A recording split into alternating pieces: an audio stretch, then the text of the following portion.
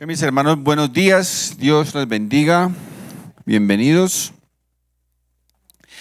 Vamos a ir al estudio de la palabra de Dios en esta mañana. Abrir nuestras Biblias, por favor, en el Evangelio de Juan. Evangelio de Juan. Vamos a leer una hermosa historia, como todas las historias que encontramos en la palabra de Dios.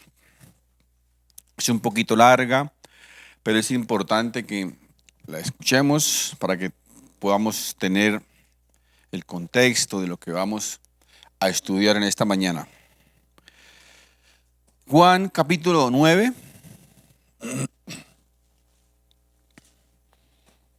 Vamos a leer la historia completa desde el verso número 1.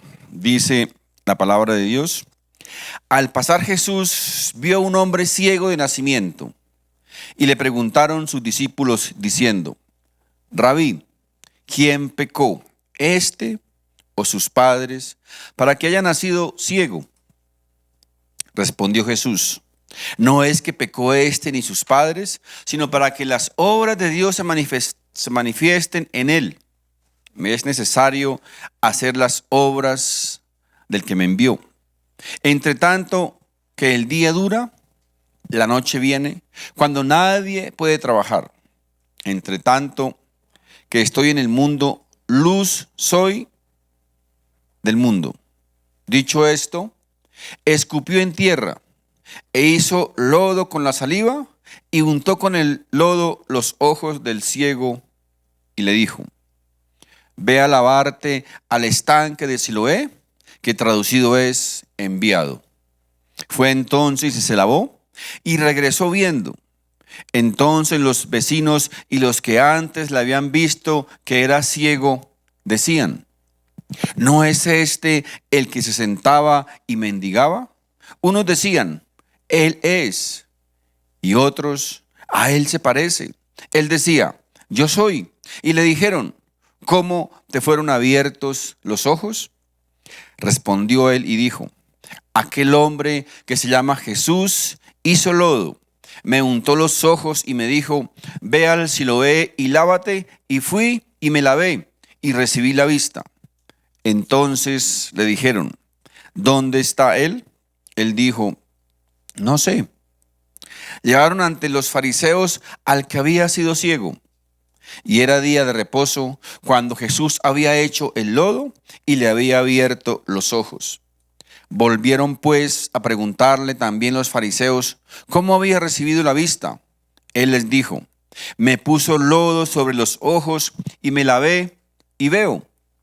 Entonces algunos de los fariseos decían: Ese hombre no procede de Dios, porque no guarda el día de reposo. Otros decían: ¿Cómo puede un hombre pecador hacer estas señales? Y había disensión entre ellos. Entonces volvieron a decirle al ciego: ¿Qué dices tú del que te abrió los ojos? Y él dijo: que es profeta. Pero los judíos no creían que él había sido ciego y que había recibido la vista, hasta que llamaron a los padres del que había recibido la vista y les preguntaron diciendo: ¿Es este vuestro hijo, el que vosotros decís que nació ciego? ¿Cómo pues ve ahora?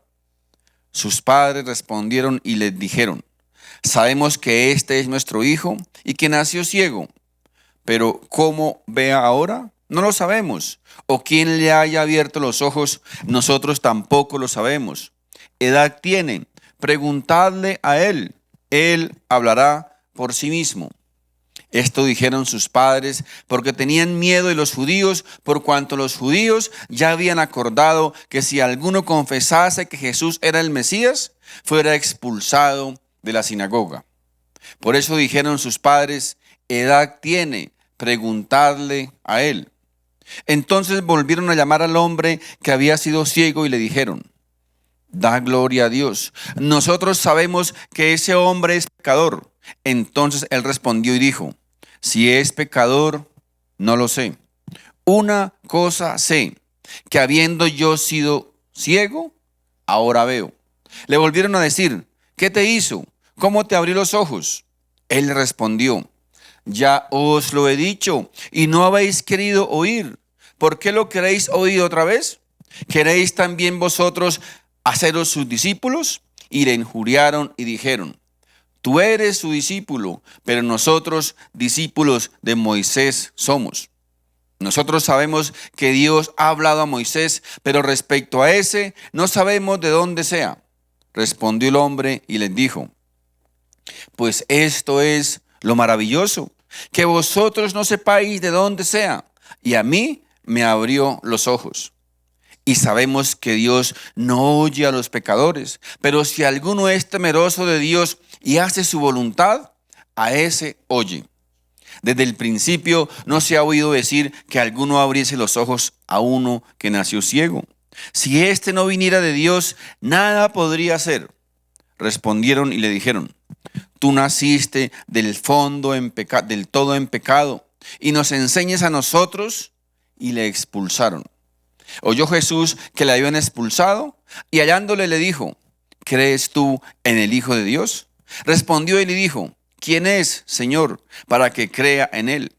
Le dijo Jesús: Pues le has visto, y el que habla contigo, él es. Y él dijo: Creo, Señor, y le adoró. Dijo Jesús: Para juicio he venido yo a este mundo, para que los que no ven, vean, y los que ven, sean cegados. Entonces algunos de los fariseos que estaban con él, al oír esto, le dijeron: ¿acaso nosotros somos también ciegos? Jesús les respondió: Si fuerais ciegos, no tendríais pecado, mas ahora, porque decís: vemos, vuestro pecado permanece. Amén. Qué tremenda historia, ¿verdad? La que acabamos de leer. Dice esta historia que Jesús se encontró con un hombre ciego de nacimiento. Este hombre no era un hombre que antes había visto y que de un momento a otro había perdido la vista. No, era un hombre, dice el texto, que había nacido ciego desde nacimiento.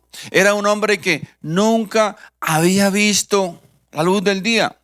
Era un hombre que nunca había visto a sus padres, no conocía su familia, no conocía a sus hermanitos, nunca había podido salir a jugar con sus amiguitos, no conocía absolutamente nada, porque había nacido completamente ciego.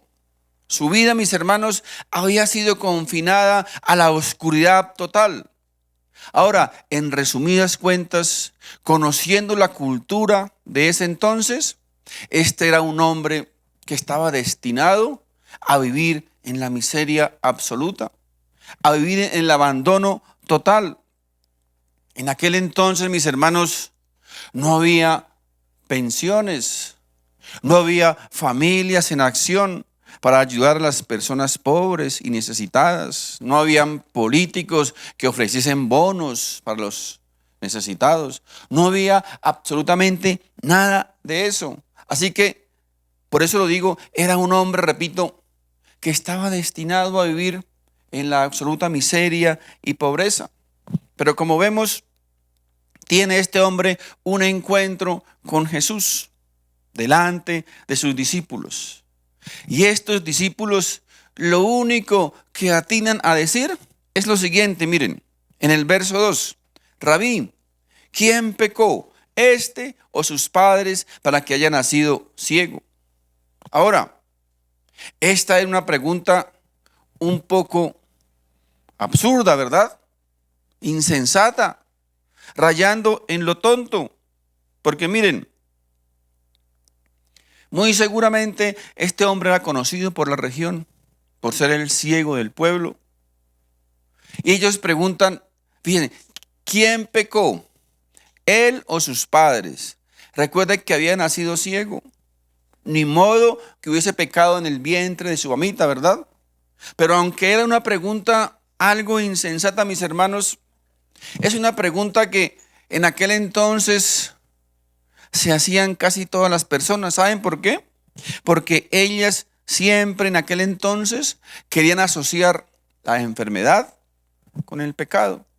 Por eso veían una persona enferma y de una vez pensaban, ¿Quién sabe qué hizo este, verdad? ¿Quién sabe qué hicieron sus padres para que él naciera enfermo?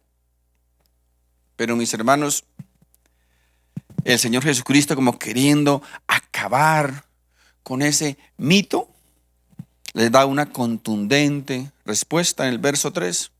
Respondió Jesús: no es que pecó este ni sus padres, sino para que las obras de Dios se manifiesten en él. Ahora, yo sé que muchas veces esta clase de preguntas rondan por nuestra mente, por nuestra cabecita, al ver tanto dolor, al ver tanto sufrimiento, al ver tantas enfermedades, tanta angustia. Muchas veces nos preguntamos, ¿cierto? ¿Qué pasa, Señor? ¿Por qué me pasa esto? ¿Por qué sucede aquello? ¿Qué está pasando en el mundo? ¿Por qué el mundo está como tan al revés? No debería ser así, ¿verdad? Mis hermanos, el problema del dolor, el problema del sufrimiento, el problema de las enfermedades, es algo que causa mucha incertidumbre en el ser humano y demanda muchas preguntas o muchas respuestas que generalmente no encontramos. Pero mis hermanos, aunque en la Biblia encontramos algunas fuentes de las enfermedades, del dolor, del sufrimiento, la verdad es que la causa principal, la causa original del sufrimiento, del dolor, de la enfermedad, lo trae una palabrita de 6 letras: pecado. Pecado. Mis hermanos, el pecado es la causa de que vivamos en un mundo caído. Mis hermanos, en este mundo todo está dañado, todo está corrompido, todo está estropeado. Esta palabrita en mayúscula, mis hermanos, es la culpable de que suframos terremotos, inundaciones, catástrofes, enfermedades, dolor y sufrimiento. Miren, Isaías capítulo 24, allá en el Antiguo Testamento, vamos a ver lo que dice el profeta Isaías al respecto. Isaías capítulo 24, vamos a leer el verso 4 y 6. Dice lo siguiente: se destruyó, cayó la tierra, enfermó, cayó el mundo, enfermaron los altos pueblos de la tierra, y la tierra se contaminó bajo sus moradores, porque traspasaron las leyes, falsearon el derecho, quebrantaron el pacto sempiterno. Por esta causa, la maldición consumió la tierra y sus moradores fueron asolados. Por esta causa fueron consumidos los habitantes de la tierra y disminuyeron los hombres. Mis hermanos, todas esas tragedias que ocurren suceden sencillamente porque el planeta está enfermo. Y es normal que una persona enferma, que un agonizante, pues no responda correctamente, ¿verdad? Así que el pecado no solo trajo maldición al ser humano, sino que el pecado también trajo maldición sobre la tierra. Así que el origen, mis hermanos, el origen principal del sufrimiento, del dolor, de las enfermedades, de todo lo que padecemos, tiene un nombre propio, recuerden. Se llama pecado. ¿Por qué sufrimos? Por el pecado. Ya sea el pecado tuyo, pecado mío, pecado de otro. Pero sufrimos por causa del pecado. Y la mala noticia, mis hermanos, es que mientras exista el pecado en el mundo, mientras exista el pecado en esta tierra, también va a existir el sufrimiento. Esa es la mala noticia. Después que el pecado llegó allá en Génesis, podemos darnos cuenta que la gente comenzó a morir. La gente comenzó a sufrir. Nos enfermamos y nos morimos por la maldición del pecado. Mis hermanos, las enfermedades no son espíritus, porque es muy común, es muy normal que hoy día llamemos a toda enfermedad un espíritu, ¿verdad?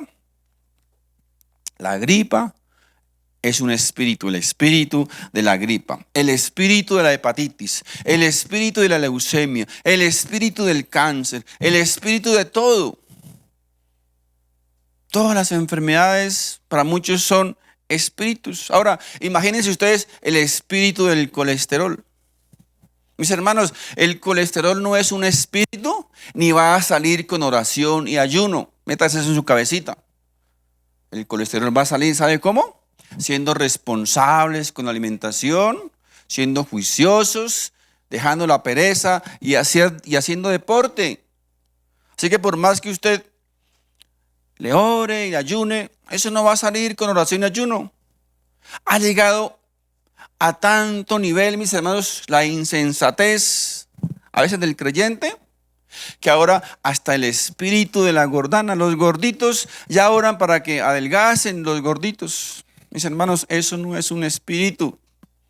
Tiene que bajarle la cucharita y hacer deporte si quiere que baje de peso. El creyente, mis hermanos, quiere hoy echar fuera todo dolor y todo sufrimiento. Pero encontramos, mis hermanos, en la Biblia que Dios ha hecho pasar a su pueblo por dolor y por sufrimiento. El Señor nunca dijo que siempre la íbamos a pasar chévere. El Señor nunca dijo eso. Él nunca dijo que nunca nos íbamos a enfermar. Él nunca dijo que nunca la enfermedad nos alcanzaría. Mis hermanos, Él fue lo suficientemente honesto y sincero para que cuando lleguen esas cosas no nos alarmemos, no nos escandalicemos, porque Él ya lo había dicho. Mire, Él dijo: confiad, yo he vencido al mundo. Ahora, cuando Él dice esto, Él no está diciendo que podemos estar seguros que el sufrimiento se va a ir inmediatamente. No, eso no es lo que Él quiso decir. Lo que esto significa es que en medio del dolor, en medio del sufrimiento, podemos, mis hermanos, estar confiados que nuestro galardón es más grande que cualquier sufrimiento y que cualquier dolor. Muchos creen y enseñan que cuando llega el sufrimiento, basta con decretarle, confesarlo, declararle y ordenarle que se vaya, y el sufrimiento se esfuma inmediatamente como por arte de magia. Ahora, yo les pregunto entonces, ¿qué pasó con Esteban? El primer mártir cristiano que fue asesinado miserablemente por causa de su fe. ¿Qué pasó con Juan el Bautista entonces, decapitado por el malvado Herodes por su fe en el Señor Jesucristo? ¿Qué pasó con todos los apóstoles, excepto Juan, que fueron todos asesinados cruelmente? ¿Qué pasa, mis hermanos, con todos los creyentes, los mártires, los primeros cristianos que murieron siendo descuartizados en el circo romano por confesar su fe en el Señor Jesucristo? ¿Qué pasa entonces con todos los misioneros, evangelistas que continuamente están siendo martirizados, perseguidos y asesinados por causa de su fe en el Señor Jesucristo? ¿Cómo les podemos responder a sus familias? ¿Qué les decimos? Que el Señor siempre les va a dar la victoria, que no se preocupen por eso, mis hermanos. Es que es muy fácil desde un lugar como este, desde grandes edificios, desde suntuosas estadios, predicar la palabra de Dios. Es muy fácil, ¿verdad? Pero ¿qué pasa con ellos? Con los que están en este momento sufriendo. Personas que aman a Dios de una manera especial. Quiero mostrarles un sencillo ejemplo a través de un video cortico para que ustedes vean lo que está pasando en el mundo actualmente a muchos hombres de Dios por confesar su fe en el Señor Jesucristo. Les decía, es muy fácil decirlo desde la comodidad en que muchos de nosotros estamos hoy día. ¿Tienen el video ahí, por favor?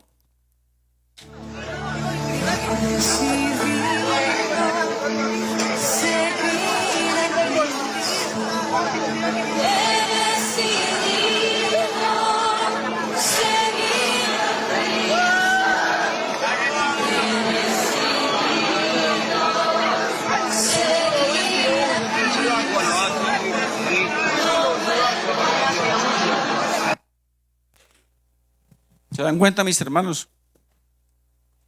Esto es una triste realidad de hoy día. No es del pasado. Todavía hay gente muriendo y sufriendo por la fe en el Señor Jesucristo. ¿Cómo podemos entonces, mis hermanos, predicar y enseñar que los cristianos no vamos a sufrir? Que los cristianos nunca vamos a pasar por necesidades, por enfermedades. Que todo va a ser color de rosa. Que solo créalo, decrétalo, confiésalo y recíbelo. Mis hermanos, cuando la Biblia misma, la palabra de Dios nos enseña todo lo contrario. Primera de Pedro, capítulo 5, verso 10.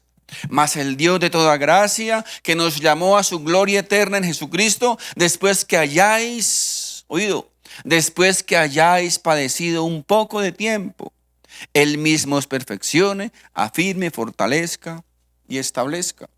Segunda de Corintios, capítulo 1, verso 3 y 4. Bendito sea el Dios y Padre nuestro Señor Jesucristo, Padre de misericordias y Dios de toda consolación, el cual nos consuela en todas nuestras tribulaciones, para que podamos también nosotros consolar a los que están en cualquier tribulación, por medio de la consolación con que nosotros somos consolados por Dios. Mis hermanos, vivimos en un mundo caído. Basta con mirar un momentico o oír las noticias un día para darnos cuenta, mis hermanos, que estamos perdidos, que estamos en un mundo malo y perverso. Ahora yo sé que muchas veces pensamos, pero ¿por qué pasa esto, verdad? Eso no debería pasar, no debería ser así. Pero mis hermanos, pecaron nuestros padres, desobedecieron nuestros padres y comenzó de ahí para acá como una fuente de agua el sufrimiento del ser humano. Mis hermanos, el pecado corre por nuestras venas. Comenzamos a sufrir los estragos del pecado a partir de ese pecado. ¿Se fijan? Cómo esa palabrota de 6 letras ha causado y sigue causando tanto estrago en este mundo. Ahora, súmele a eso el pecado personal, mi pecado, tu pecado, el pecado de otros.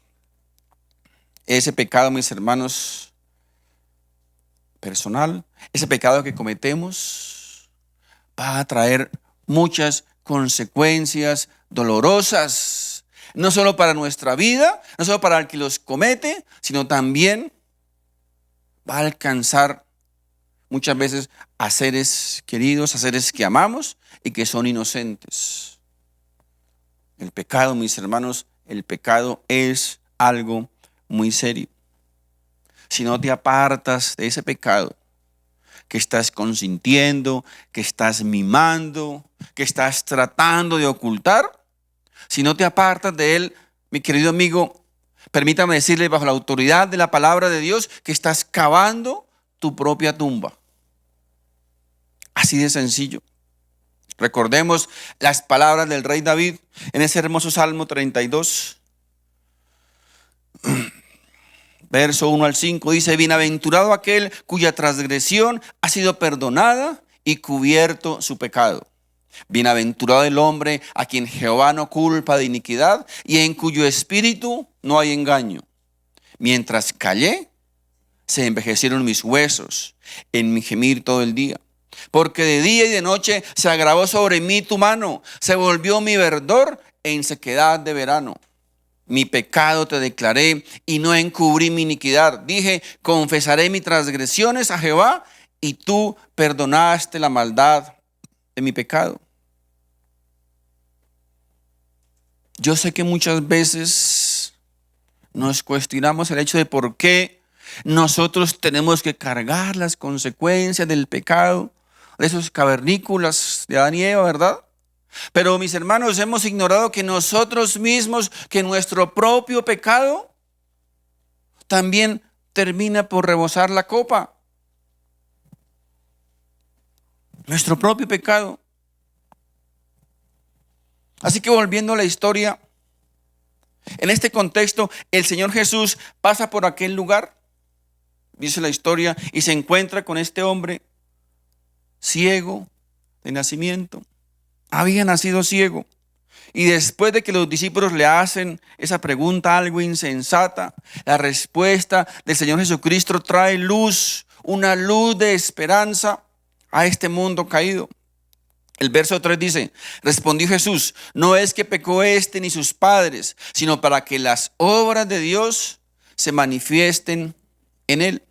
Mis hermanos, ¿saben qué significa esto? La providencia de Dios.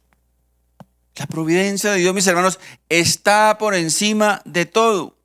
La providencia de Dios está por encima aún de aquellas cosas que puedan llegar a ser terribles para nuestra vida. Nada, oído, nada se puede escapar a la providencia de Dios. Mis hermanos, escúchame lo siguiente.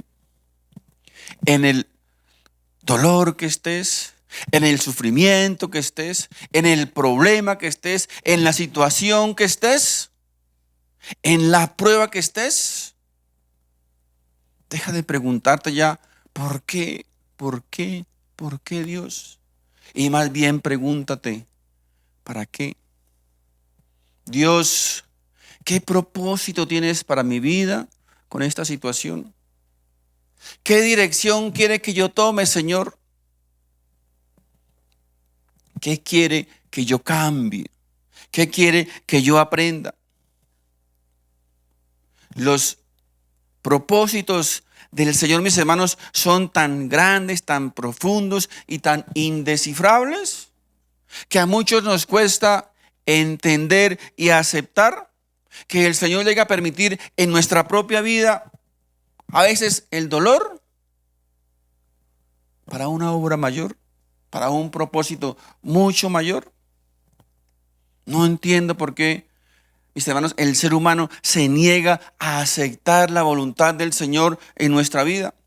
Y solo queremos exigirle bendiciones y cosas bonitas. Ahora, Dios, por supuesto que es un Dios de bendiciones. Por supuesto que es un Dios de cosas bonitas. Pero cuando llegan esas otras cosas, ¿por qué no podemos decir como dijo Job? ¿Recuerdan qué dijo Job? Dios dio y Dios quitó. Bendito sea el nombre del Señor. Nos cuesta tanto, mis hermanos, aceptar la voluntad de Dios, que no podemos entender, repito, que el dolor generalmente siempre es para un bien mayor. Y eso lo vemos a diario en nuestra vida. Miren, nosotros llevamos a nuestros niños, nuestros bebecitos al pediatra para que les apliquen la vacuna, ¿verdad? A sabiendas de que les va a doler, pero sabemos que es para un bien mayor. Nos sometemos a una cirugía, a cirugías, a sabiendas de que nos va a doler. ¿Por qué? Porque sabemos que es para un bien mayor. ¿Qué no decir de las cirugías estéticas? Muchas se someten a que les partan sus narices, les partan sus caderas, les rasguen su vientre, les saquen cosas y les pongan cosas, a sabiendas de que va a causar mucho dolor. Pero ellas lo hacen con la esperanza de que se van a sentir mejor, ¿verdad?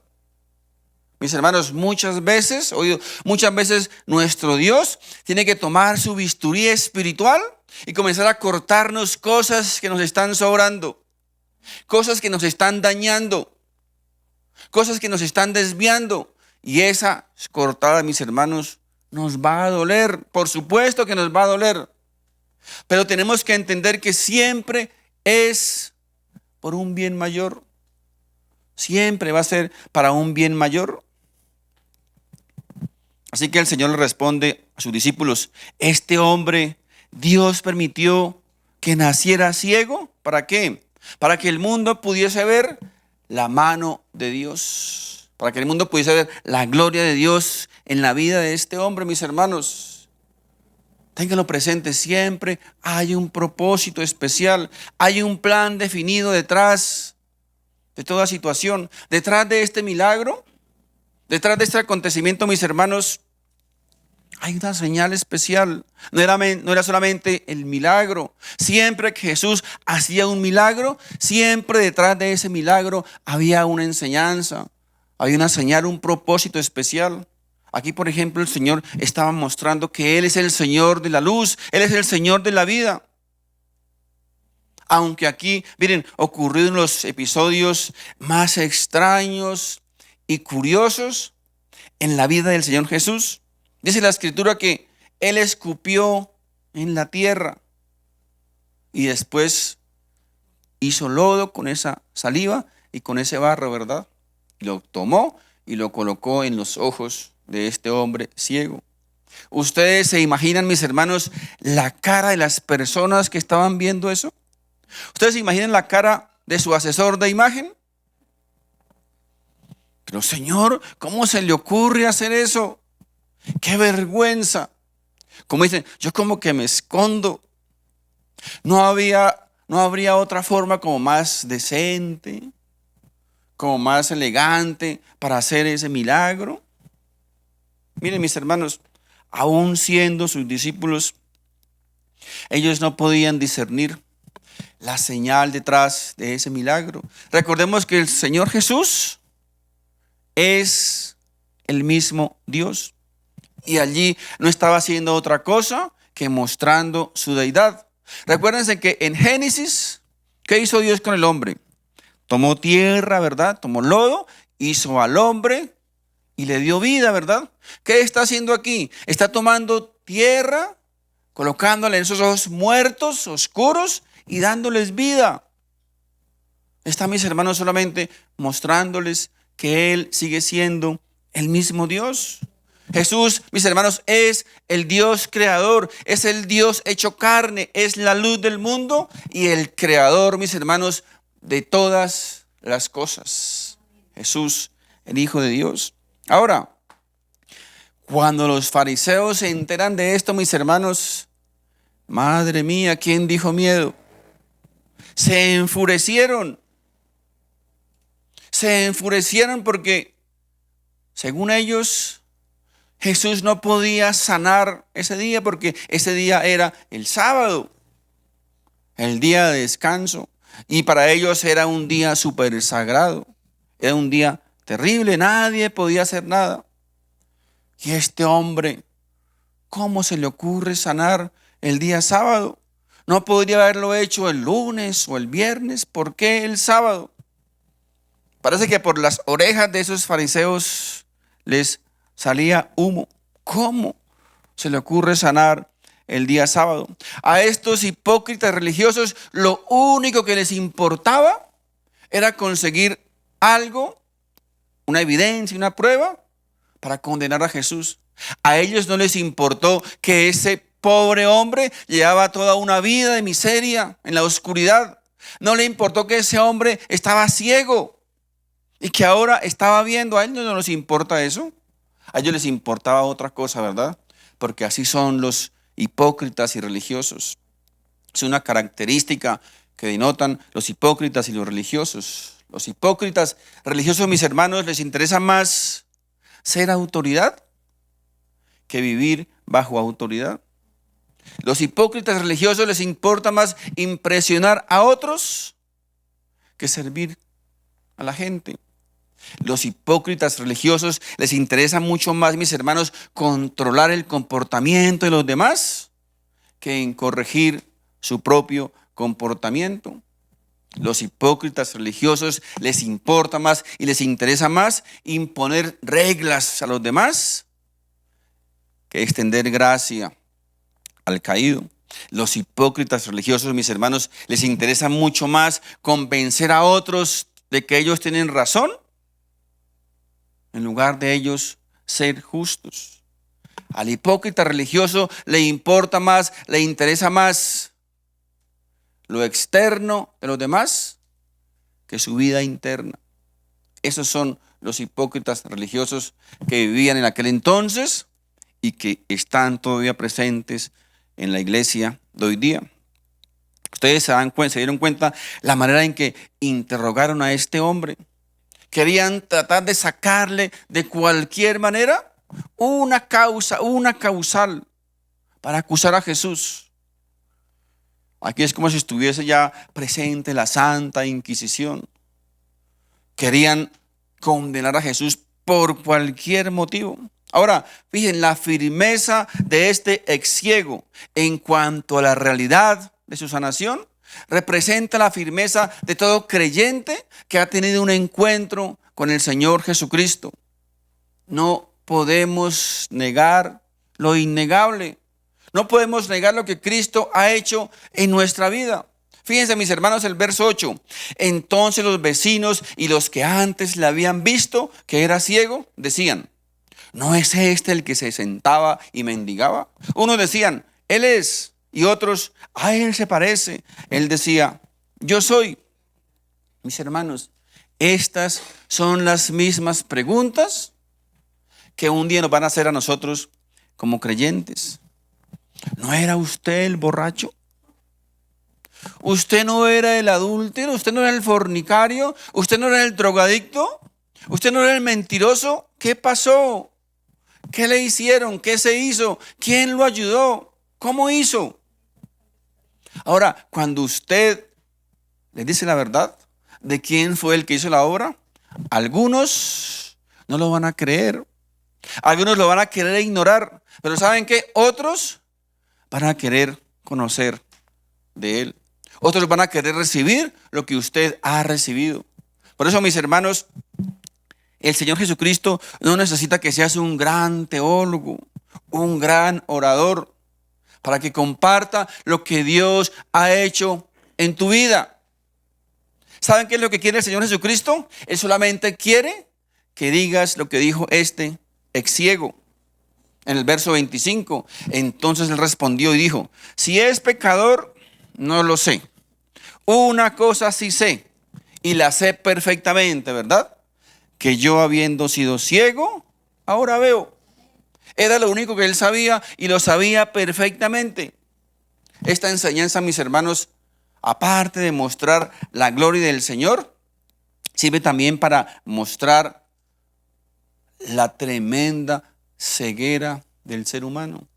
Para mostrarnos la tremenda ceguera del ser humano.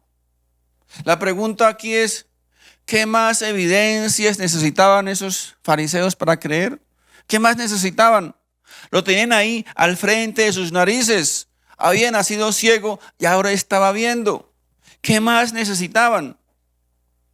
¿Qué más necesitaban? Solamente estaban reconociendo su incapacidad de reconocer que Jesús era el Mesías. Que ahí estaba cumpliéndose lo que años atrás muchos profetas ya lo habían profetizado. Esta, mis hermanos, es la triste realidad del incrédulo, del que no quiere creer en Dios.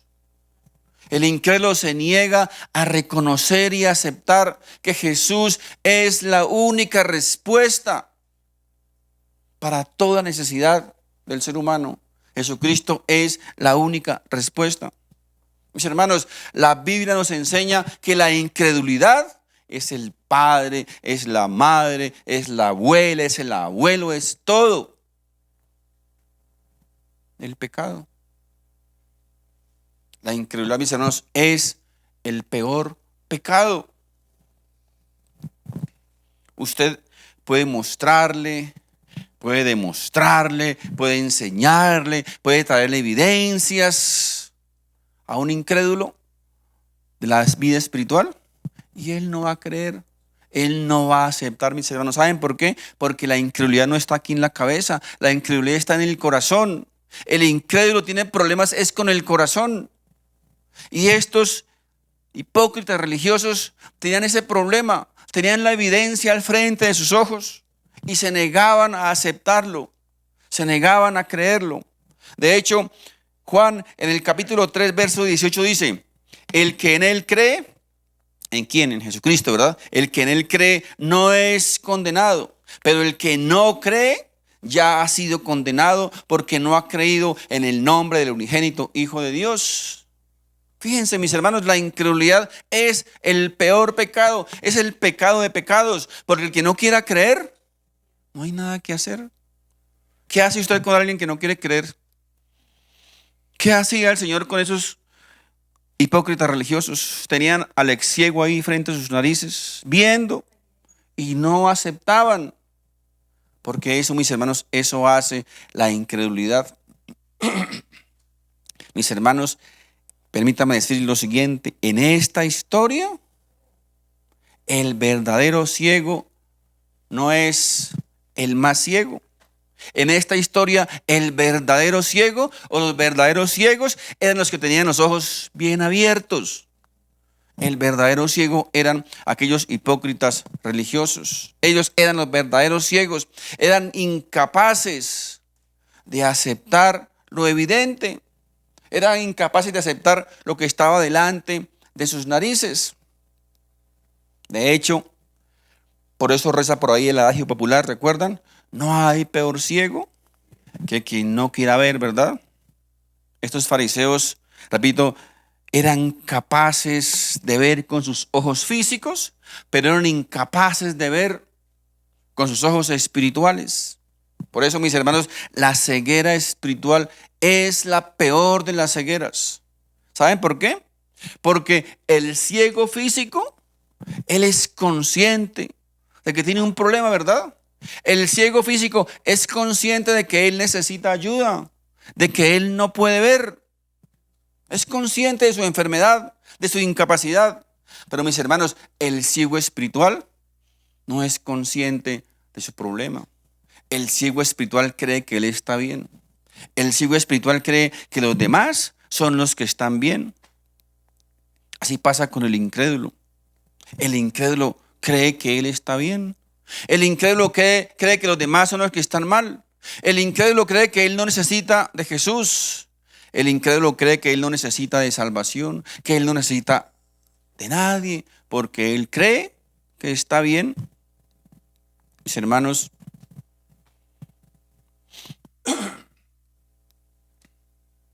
necesitamos reconocer delante de Dios que estamos ciegos espiritualmente, que necesitamos que alguien nos muestre el camino, que alguien nos muestre la luz.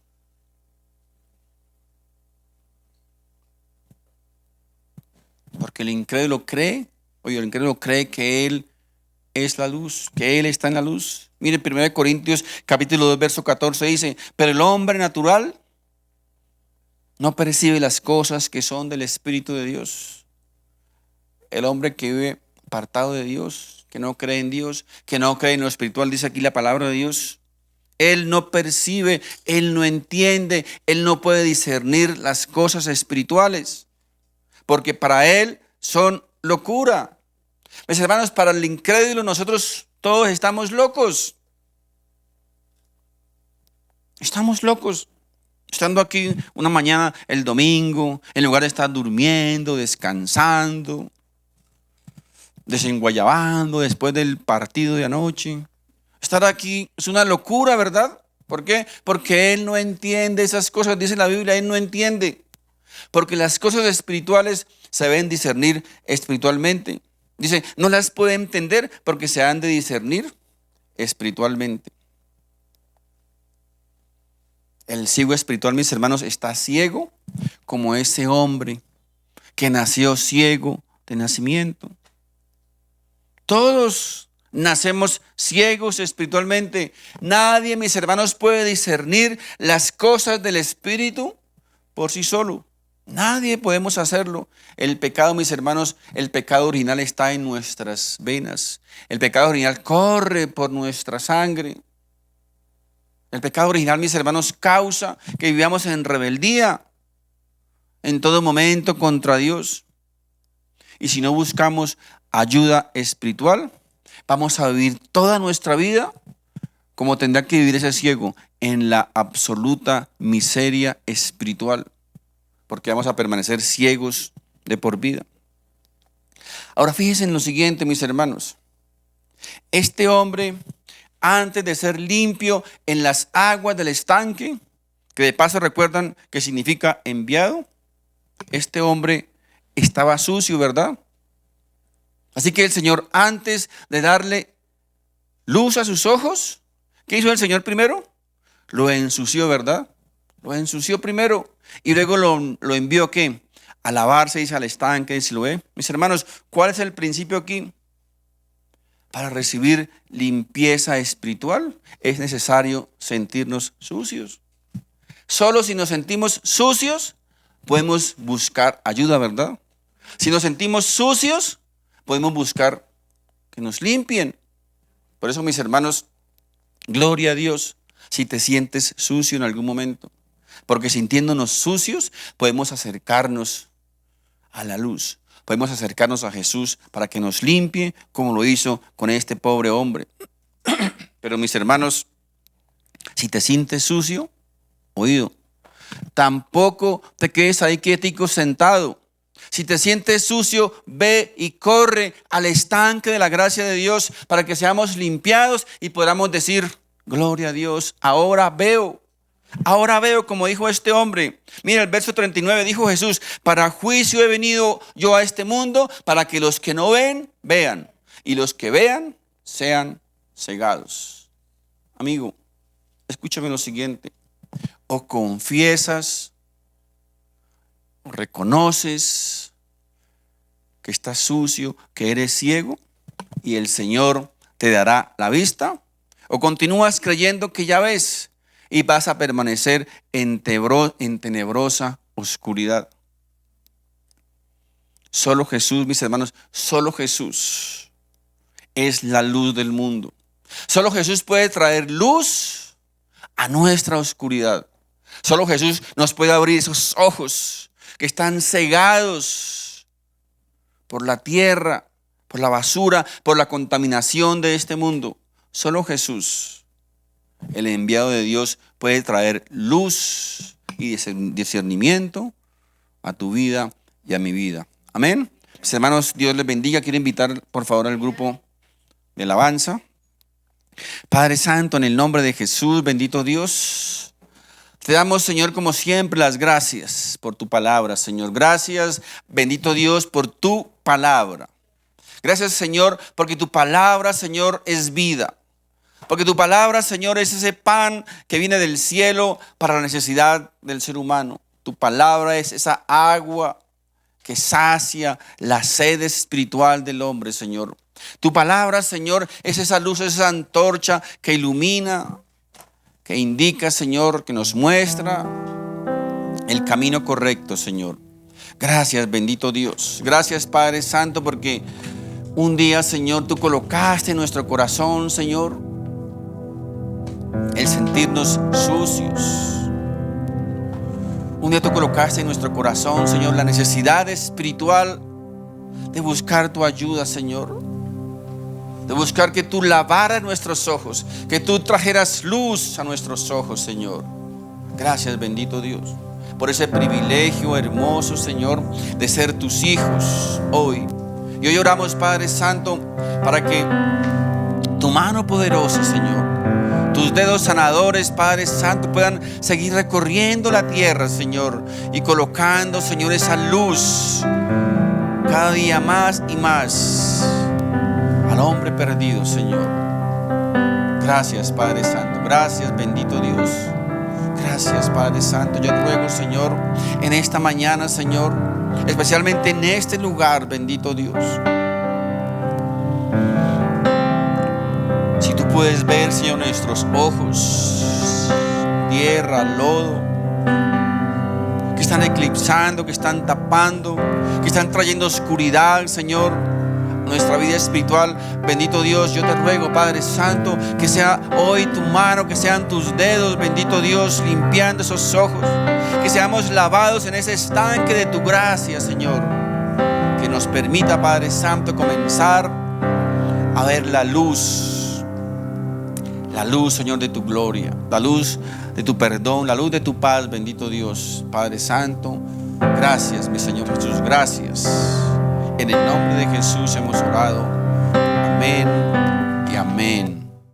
Si este mensaje ha sido de bendición para tu vida, te invito para que te suscribas a este canal, compartas este video con tus familiares y amigos y así juntos podamos llevar la palabra de Dios. Si vives en Bogotá, te invito a nuestras reuniones presenciales todos los domingos a las 11 de la mañana en la dirección que aparece en pantalla. Dios te bendiga.